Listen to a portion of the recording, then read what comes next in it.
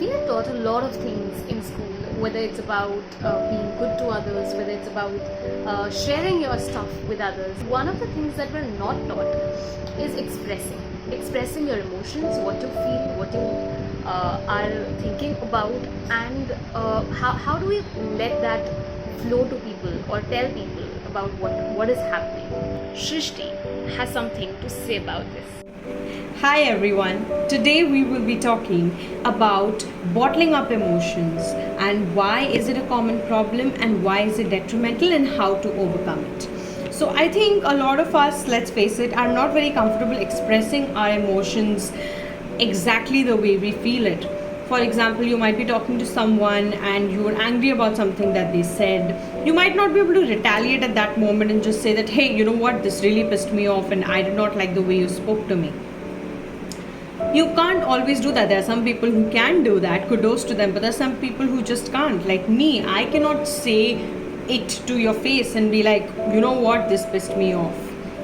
I can't do that. I'm not that person. So what do you do when you start suppressing emotions? Like, how do you channelize those emotions in a way that they don't become an added burden when you suppress them, but they actually but you actually do something in a way which becomes healthy for you? Because if you keep suppressing emotions, if you keep bottling up your emotions, what starts happening is the burden keeps building up and up and up, and one day, boom, there'll be an outburst that even you won't see.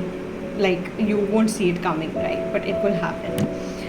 And that moment might not even be something of a huge inconvenience. It would just be like maybe something very tiny, but the outburst is because of all the accumulation of emotions that you've been suppressing for the past few days, months, years. So there's a method that I have tried, and I can vouch for it because I have tried it and my friends have tried it, and it's been effective. So you can also try and see if it works for you. And the method is simple. It's about letting those emotions out, not by you speaking up at that very moment, but probably later on when you think about it. You can do two things in order to channelize those emotions in a healthy way. The first thing is confide in somebody. It can be anybody. It can be your friend, it can be your mother, your father, your sister, your daughter, anyone. A person that you trust, a person that you feel comfortable with, a person that you can open up with. Find that person in your life and confide in them every time you feel that the emotions are like overwhelming you and you're suppressing them, but you also feel the need to let it out. Talk to that person. And trust me, when you speak about it, 50 to 60% of your burden is gone. It's gone. It really, really happens that way.